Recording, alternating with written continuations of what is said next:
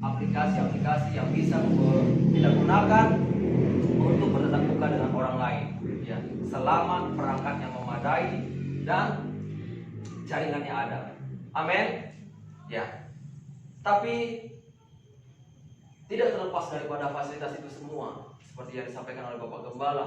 Ya, mungkin dengan segala sesuatu yang ada, kita mungkin bisa dengan harta yang kita punya juga mungkin bisa kita beli. Dengan kata lain, tempat tidur mungkin bisa kita beli dengan harga yang paling mahal sekalipun. Tapi kenyenyakan untuk tidur, siapa yang bisa membelinya? Nyenyak untuk tidur, siapa yang bisa membelinya? Amin. Makanan termahal sekalipun bisa kita beli, yang terenak sekalipun, tapi selera makan siapa yang bisa membelinya? Amin. Ya. Itulah sekilas, seperti itulah kira-kira contoh yang disampaikan oleh Bapak Gembala kita minggu lalu. Tapi kita harus tetap berpengharapan hanya kepada Tuhan, ya, berpijak hanya kepada Sang Tuhan. Hari ini saya mau berbicara tentang iman. Bapak Ibu saudara terkasih dalam nama Tuhan, akhir-akhir ini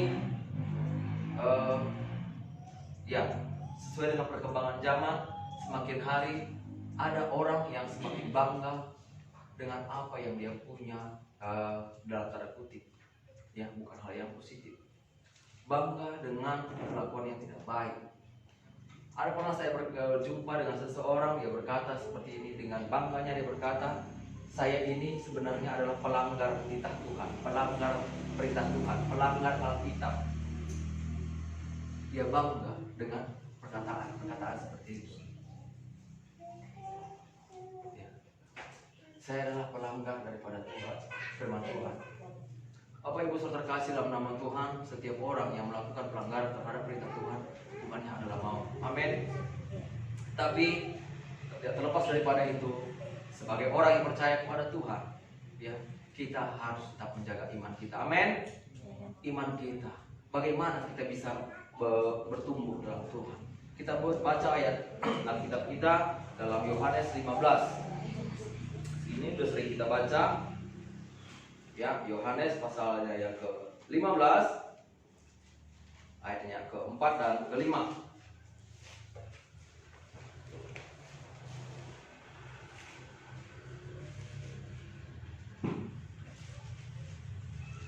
Semua dapat Bapak Ibu?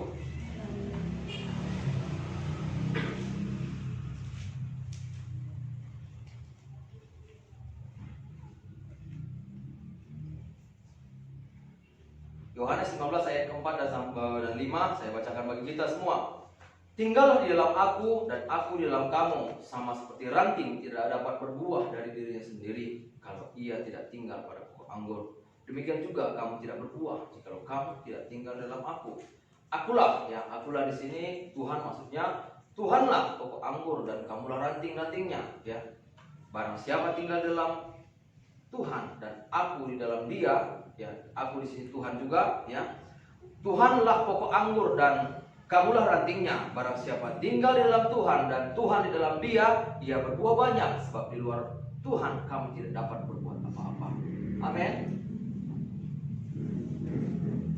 Sesuai dengan perkembangan zaman yang ada, Bapak Ibu, kita harus tetap tinggal bersama dengan Tuhan. Karena tanpa Tuhan kita tidak bisa berbuah banyak. Dan kita sebagai orang yang percaya ada tanggung jawab yang telah disampaikan dalam firman Tuhan tadi.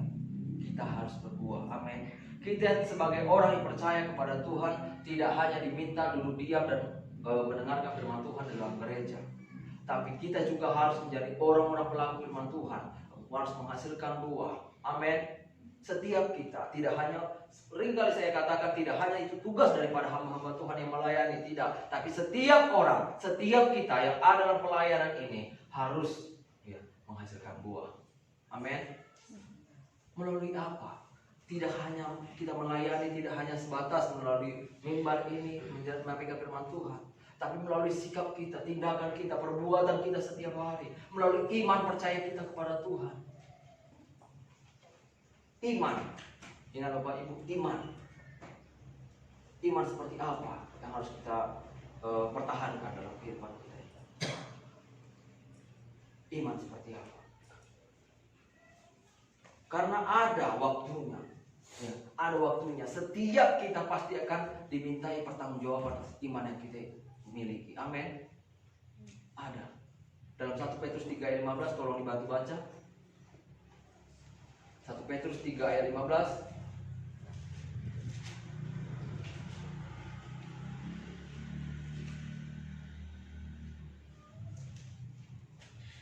1 Petrus 3 ayat 15, demikianlah firman Tuhan. Tetapi kuduskanlah Kristus di dalam hatimu sebagai Tuhan, dan siap sedialah pada segala waktu untuk memberi pertanggungan jawab kepada tiap-tiap orang yang meminta pertanggungan jawab dari kamu tentang pengharapan yang ada padamu. Tetapi haruslah dengan lemah lembut dan hormat. Ada waktunya. Pengharapan berarti iman. Kenapa saya katakan pengharapan adalah iman? Pengharapan itu kan ke depan. Suatu hal yang tidak kita lihat, yang belum kita lihat. Tapi kita harus percaya bahwa itu akan kita miliki. Itu adalah iman. Hari ini kita beribadah juga bahwa kita percaya, kita memiliki pengharapan bahwa kita akan masuk ke dalam surga. Itu adalah iman kita. Amin. Itu adalah iman kita. Kita memiliki pengharapan kepada Tuhan. Kita memiliki pengharapan akan hari esok yang akan lebih baik. Itulah iman kita sama dengan Tuhan. Kepada Tuhan tidak hanya sebatas kepada kepercayaan. Aku percaya kepada Tuhan, tidak hanya seperti itu. Memang benar Yohanes 3 ayat 16 berkata bahwa setiap orang yang percaya kepada Allah tidak akan binasa. Ya, setiap orang yang percaya kepada Allah tidak akan binasa, melainkan akan beroleh hidup yang kekal. Tapi tidak hanya sebatas percaya Bapak Ibu, tapi kita harus juga menjadi orang-orang yang melakukan firman Tuhan. Amin. Seringkali iman kita ini seperti apa kita tidak tahu. Kadang-kadang ketika ada tekanan, ada masalah, seakan-akan kita menjadi lemah. Kita bisa menjadi jatuh. Seperti nyanyian berkata, aku jatuh dan tak bisa bangkit lagi. Aku tenggelam. Dalam apa katanya? Dalam lautan luka dalam. Itu lagunya orang dunia. Ya. Aku jatuh. Tapi satu hal yang saya mau sampaikan bagi kita Bapak Ibu, aku terjatuh katanya. Tapi sebagai orang yang percaya kepada Tuhan, nggak ada kata-kata jatuh. Sebab firman Tuhan dikatakan, anak-anak Tuhan dalam Amsal yang jatuh dan kita harus bangkit lagi. 7 kali kita jatuh, tapi orang yang percaya kepada Tuhan harus bangkit selama 7 kali juga. Amin. Kita boleh jatuh. Dalam perjalanan hidup nggak ada yang mulus. Lalu kita juga berkata, Tuhan nggak selalu janji jalan selalu rata. Tuhan gak selalu berjanji memberikan awan yang cerah. Enggak, pasti kan ada hujan. Ada kerikil batu yang akan kita lewati. Mungkin kita bisa terpleset juga. Sebagai orang yang percaya pasti bisa. Sebab gak ada yang manusia yang sempurna dalam Tuhan. Amin. Tapi apa yang harus kita lakukan? Karena kita memiliki iman, karena kita memiliki pengharapan, kita harus bangkit bersama dengan Tuhan. Karena Tuhan yang maha dahsyat yang akan menolong kita. Amin. Yang memberikan kekuatan buat kita semua. Tidak cukup hanya percaya saja, tapi kita harus buktikan juga melalui iman kita kepada Tuhan. Iman seperti apa? Apakah cukup hanya percaya saja? Seperti yang saya katakan tadi, Yohanes 3 ayat 16. Karena begitu besar kasih Allah kepada dunia ini, sehingga ia mengorbankan anaknya yang tunggal, supaya setiap orang yang percaya kepadanya tidak binasa. Tidak cukup. Karena kalau percaya saja, iman kita percaya saja, setan juga percaya. Setan juga percaya kepada Tuhan. Ya, setan juga percaya kepada Tuhan. Kita baca Yakobus pasal 2 ayat 19. Bantu tolong salah satu. Yakobus pasal 2 ayat 19.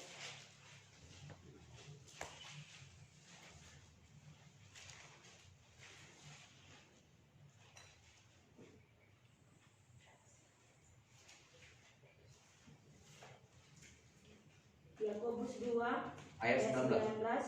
Demikian firman Tuhan, engkau percaya bahwa hanya ada satu Allah saja Itu baik, tetapi setan-setan pun juga percaya akan hal itu dan mereka gemetar. Amin. Kalau iman kita hanya sebatas percaya, berarti iman kita sama seperti iman setan. Berarti tidak boleh hanya percaya saja. Amin. Kalau iman kita hanya sebatas percaya saja kepada Tuhan, berarti iman kita sama seperti iman setan, sebab dia juga percaya. Tapi apa perbedaannya? Setan kenapa dia keluar daripada surga? Karena dia ingin berontak, melawan perintah Tuhan, tidak mau melakukan apa yang Tuhan kehendaki. Itulah. Jadi kita sebagai orang percaya kepada Tuhan harus melakukan firman Tuhan.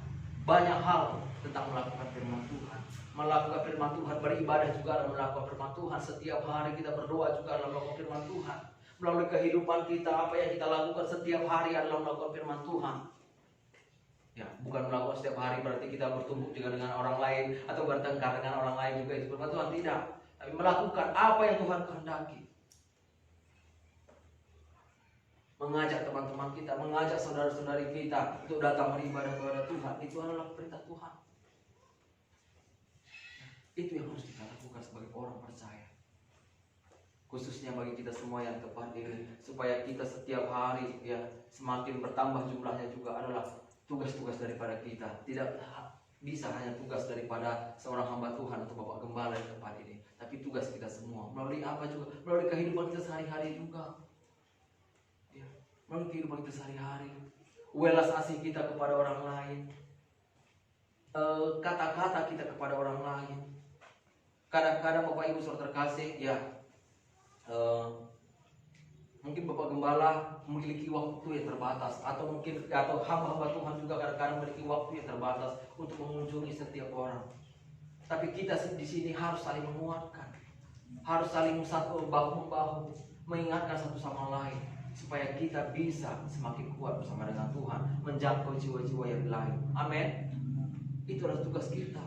Seperti dalam Yohanes tadi 15 tadi dikatakan, tinggallah di dalam aku dan aku dalam kamu, sama seperti ranting tidak dapat berbuah dari dirinya sendiri kalau ia tidak tinggal pada pokok anggur. Demikian juga kamu tidak berbuah jika kamu tidak tinggal di dalam aku. Akulah pokok anggur dan kamulah rantingnya. Barang siapa tinggal dalam aku dan aku dalam dia, ia berbuah banyak. Sebab di luar aku kamu tidak dapat berbuat apa-apa.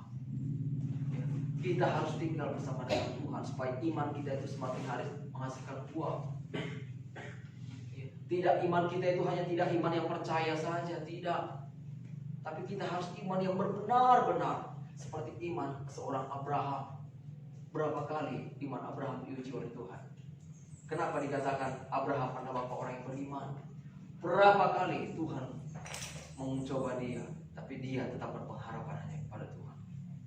Enggak sekalipun, tidak sekalipun dia goyah. Kita coba baca salah satunya ya, iman Abraham. Roma 4 ayat 18, 19, 20 dan 21.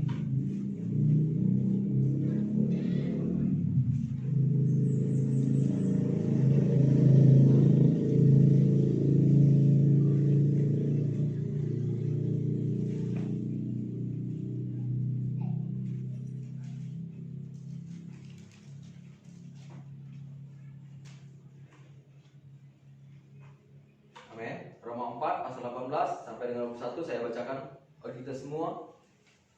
Ya. Sebab sekalipun tidak ada dasar untuk berharap, namun Abraham berharap juga dan percaya bahwa ia akan menjadi bapa banyak bangsa. Menurut yang telah difirmankan, demikianlah banyaknya nanti keturunanmu. Imannya tidak menjadi lemah walaupun ia mengetahui bahwa tubuhnya sudah sangat lemah karena usianya telah kira-kira 100 tahun. Dan bahwa, ingat garis bawahi Bapak Ibu, ya mulai dari tadi, karena usianya telah kira-kira 100 tahun. Dan bahwa rahim Sarah telah tertutup. 20, tapi terhadap janji Allah, ia tidak bimbang karena ketidakpercayaan. Malah ia diperkuat dalam imannya. Dan ia memuliakan Allah. 21, dengan penuh keyakinan bahwa Allah berkuasa untuk melaksanakan apa yang telah dijanjikan. Ayat 18 dikatakan, sebab sekalipun tidak ada dasar untuk berharap, namun Abraham berharap juga dan percaya. Bapak Ibu saudara terkasih dalam nama Tuhan, firman Tuhan terhadap Abraham dikatakan bahwa Abraham akan menjadi Bapa orang beriman, ya. Bapa atas segala bangsa. Secara logikanya umurnya sudah 100 tahun. Istrinya maaf kata sudah monopause. Ya, maaf katanya kalau zaman sekarang bahasanya monopause atau tutup rahim. Atau dengan kata lain maaf kata tidak match lagi untuk perempuan. Ya, itulah monopause. Ya. Dengan kata lainnya lagi dia gak akan mungkin bisa lagi melahirkan. Ya. Tidak mungkin lagi punya keturunan. Tapi apa dikatakan? Dalam firman Tuhan, Abraham tetap berharap. Dengan iman, dia gak menjadi lemah.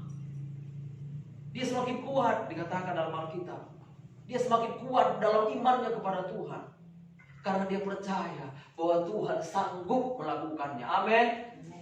Bapak Ibu Saudara terkasih, mungkin dalam hidup kita hari ini pun seakan-akan logika kita, pikiran kita nggak mungkin bisa kita lakukan. Nggak mungkin aku bisa dapatkan. Nggak mungkin bisa aku kerjakan.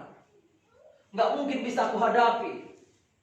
Ingat, Tuhan adalah penguasa atas segala sesuatu. Amin. Iman seperti inilah yang Tuhan ingini. Sekalipun kita ini sebagai orang yang percaya kepada Tuhan, sebagai anak-anak Tuhan, tidak ada dasar sekalipun untuk berharap. Ya, tapi tetap harus berharap. Itulah iman. Jangan pernah menyalahkan Tuhan apalagi. Kadang-kadang ya mungkin kesal boleh ketika kita tidak bisa menghadapi masalah. Ketika kita mungkin dalam kondisi krisis, kesal. Bahkan bisa menghasilkan pertengkaran dalam keluarga. Amin. Ya. Kayak diri kali udah capek kadang-kadang. Tapi percaya, berharap bahwa Tuhan akan memberikan segala sesuatu dalam kehidupan kita tepat pada waktunya. Pujian kita mengatakan waktu Tuhan adalah waktu yang terbaik. Amin. Waktu Tuhan adalah waktu yang terbaik. Tepat pada waktunya Tuhan pasti akan pulihkan. Dan bahkan tidak hanya dipulihkan, berlipat kali ganda lagi. Amin. Amin. Amin. Karena itu kita harus berdoa. Tuhan, saya berdoa buat pelayanan ini tidak dipulihkan, Bapak Ibu. Enggak. Tapi harus lebih maju dari apa yang pernah ada. Amin. Harus lebih maju. Tidak hanya untuk dipulihkan. Kalau dipulihkan berarti sama-sama doang. Tidak. Tapi harus lebih untuk mempermuliakan nama Tuhan. Amin. Hidup kita juga seperti itu. Ketika kita jatuh, berdoa kepada Tuhan. Aku mau lebih lagi iman percaya kepada Tuhan. Bahkan ini Abraham, Bapak Ibu Saudara dikasih dalam nama Tuhan. Dikatakan ini sebelum dia memiliki anak. Bahkan setelah dia memiliki anak pun dia masih diuji oleh Tuhan lagi imannya. Dengan segala sesuatu yang dia punya pun dia masih diuji lagi.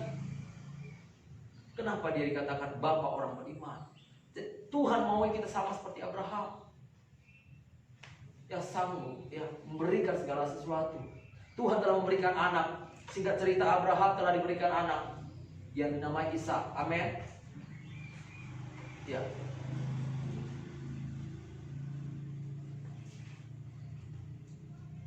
Dinamai Ishak. Kita baca Kejadian 22.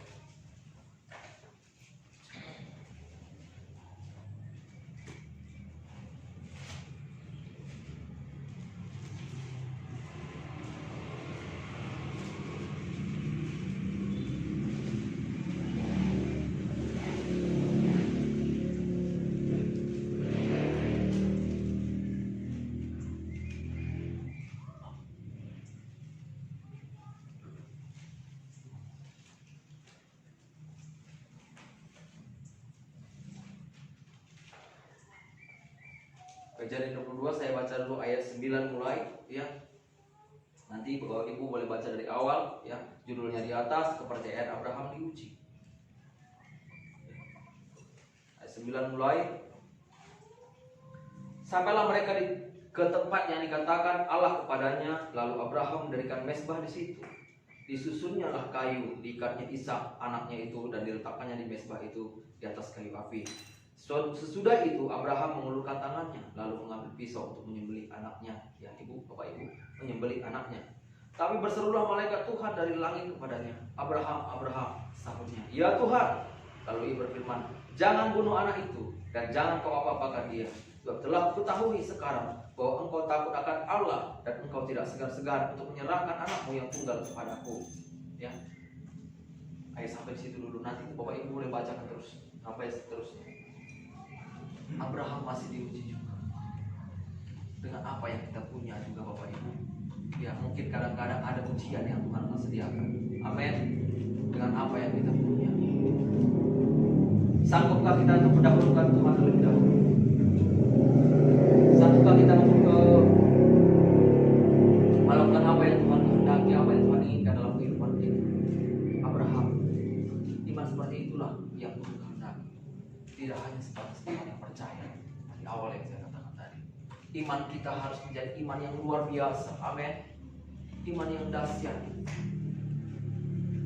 Iman benar yang benar-benar berpengharapan hanya kepada Tuhan. Sekalipun tidak ada dasar untuk berharap, tapi aku tetap berharap, kata Abraham. Kita juga harus berkata demikian dalam hidup kita. Dan tidak hanya sebatas kata-kata, tapi harus kita melakukannya. Supaya mujizat Tuhan itu dahsyat dan luar biasa dalam kehidupan kita.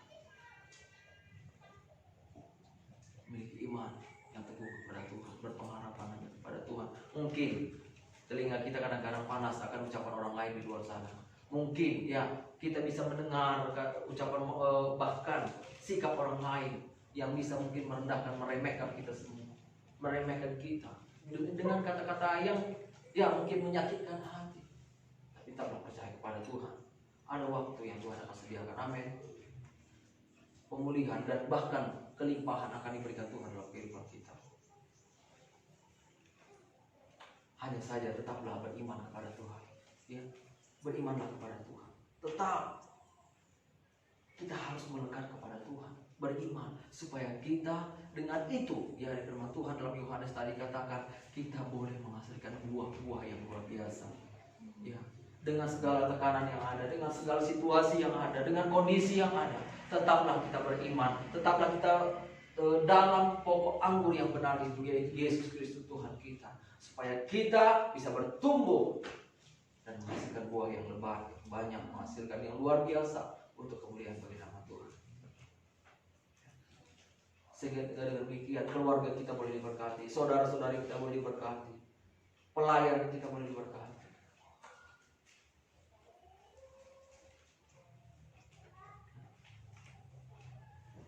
Iman menjadi orang yang memiliki iman seperti iman Abraham. Ya, karena dengan kemajuan teknologi, kembali saya ke awal, ya banyak sekali Bapak Ibu, ya sekarang ini kadang-kadang mereka memang mungkin banyak yang percaya kepada Tuhan, aku percaya kepada Tuhan. Beribadahnya hanya menjadi sebuah formalitas. Ya, apalagi ibadah online itu sudah kayak ibadah hanya terletak sini handphonenya dia beribadah. Ada mungkin memang Bapak Ibu kondisi saat ini yang dia beribadah benar-benar beribadah serius. Ada juga yang tidak. Semakin banyak orang yang tidak beribadah kepada Tuhan dengan kondisi zaman saat ini, dengan kondisi COVID-19 ini, ya, semakin banyak orang yang menjauhkan diri daripada pertemuan-pertemuan ibadah. Tidak disalahkan, ya, tidak disalahkan kalau kita beribadah secara online, kalau memang harus seperti itu. Kita kan hari ini masih bisa beribadah, berjumpa, bertatap muka langsung di tempat ibadah. Tapi dengan kondisi yang seperti itu, akhir-akhir ini semakin banyak orang akan semakin melupakan ibadah. Percaya atau tidak, tapi kita sebagai orang percaya harus tetap beribadah kepada Tuhan. Amin. Harus tetap bersekutu kepada Tuhan. Apapun kondisinya, apapun situasinya, tetaplah kita beribadah, menjaga persekutuan kita, menjaga iman percaya kita kepada Tuhan. Ya. Saya baca ada sebuah analogi Bapak Ibu, ya analogi ini sebuah ibaratnya perumpamaan, ya dikatakan ketika Tuhan itu menciptakan ikan, pasti dia tanya dulu kepada laut, katanya ikan seperti apa yang dia maui, atau lebih kurang ikan itu dimasukkan ke dalam laut atau air lah dikatakan, itu pasti berhubungan. ketika dia ingin menciptakan seekor ikan. Ketika menciptakan ikan, dia pasti berkomunikasi dengan air, dengan laut, atau sampai ditaruhnya di air. Ketika misalnya Tuhan yang menciptakan pohon atau kayu-kayu, dia pasti juga berkomunikasi dengan bumi, tanah. Tapi ketika Tuhan ingin menciptakan manusia, dia berpaling kepadanya. Karena dalam Alkitab dikatakan, marilah kita ciptakan manusia segambar dan serupa dengan kita. Ya, ini adalah analogi. Kita ini segambar dan serupa dengan Allah. Kalau misalkan ikan diambil dari air, ikannya mati. Benar ya Bapak Ibu ya? Pohon dicabut daripada tanah atau dari bumi, pohonnya mati. Kita kalau keluar daripada Tuhan, pasti mati. Ya. Kalau Tuhan tanpa manusia tetap Tuhan. Amin. Air tanpa ikan tetap air. Tanah tanpa pohon tetap tanah. Tapi manusia tanpa Tuhan mati. Ini adalah analogi. Maha perumpamaan. Jadi sebagai orang yang percaya kepada Tuhan, tetaplah kita bertumbuh, tetaplah kita pada pokok anggur itu, supaya kita bisa bertumbuh, supaya kita jangan mati. Amin. Supaya jangan kita mati. Ayo sama-sama kita kuat bersama dengan Tuhan. Apapun yang terjadi, situasi apapun yang terjadi, kondisi apapun, kita harus hidup menyatu dengan Tuhan di tengah masalah sekalipun. Ya. Ingat, mungkin kalau kita kehilangan arah, kalau kemana-mana, kalau kita bawa handphone, ada Google Maps. Kalau saat ini, yang akan memandu jalan kita. Kita misalnya nggak tahu nih ke mana, ke Millennium Plaza, kita katakan. Kalau sekarang gampang, jalan menuju Millennium Plaza, langsung dibuatnya nanti. Titiknya di mana kita melangkah sampai ke Millennium Plaza. Amin. Anda mau kemana? Ke Hotel JW Marriott. Saya mau ke Hotel JW Marriott, tunjukkan arah. Itu langsung dibuat jalan nanti. Oh, berarti kita kalau ke JW Marriott dari Binjai, dari Medan ke Binjai melalui Jalan Gatot Subroto. Dari Gatot Subroto, mau ke JW Marriottnya melalui jalan Es Parman lagi. Oh, berarti ini kami kemari. Oh iya, sampai nanti di sini. Tapi kita sebagai orang percaya, apa Google Maps kita? Firman Tuhan, Alkitab. Itulah Google Maps kita. Amin. Kalau kita kehilangan arah, ambillah Alkitab Bapak Ibu semua. Amin. Baca Alkitab supaya kita jangan kehilangan arah dan terjatuh dan tak bisa bangkit lagi. Tapi kita menjadi orang-orang yang percaya kepada Tuhan supaya kita bisa bangkit. Apa kuncinya? Apa Google Maps-nya? Firman Tuhan. Iya. Supaya kita bisa menjadi orang yang menang bersama dengan Tuhan. Iman kita tetap kuat bersama dengan Tuhan. Tetap menyala bersama dengan Tuhan. Kadang saya juga Bapak Ibu saudara terkasih, sebagai orang yang percaya kepada Tuhan, lemah juga. Kadang-kadang capek situasinya, kondisinya. Seperti ini. Tapi ketika saya mulai membaca-baca firman Tuhan lagi, mendengarkan lagu firman Tuhan lagi, kembali bergairah. Oh iya ya, memang harus ada tanggung jawab kami sebagai orang yang percaya kepada Tuhan. Ada yang harus kami lakukan. Ada yang harus kami perjuangkan. Kami berjuang tidak hanya sebatas untuk kehidupan kami, tapi untuk mempermuliakan nama Tuhan. Amin. Seperti itulah kita harus memang bertujuan berpikir untuk mempermuliakan nama Tuhan. Tidak hanya menyenangkan hati kita, tapi bagaimana kita menyenangkan hati Tuhan melalui kehidupan kita. Ya, tidak hanya sebatas untuk menyenangkan diri kita sendiri. Inilah yang bisa saya sampaikan kepada kita, Bapak Ibu saudara kasih dalam nama Tuhan. Saya tidak panjang lebar untuk menyampaikan firman Tuhan. Satu hal yang saya sampaikan kepada kita, Google Maps kita adalah firman Tuhan. Itulah penuntun arah langkah kita, supaya kita tidak hilang kendali, supaya kita tidak menjadi tersesat,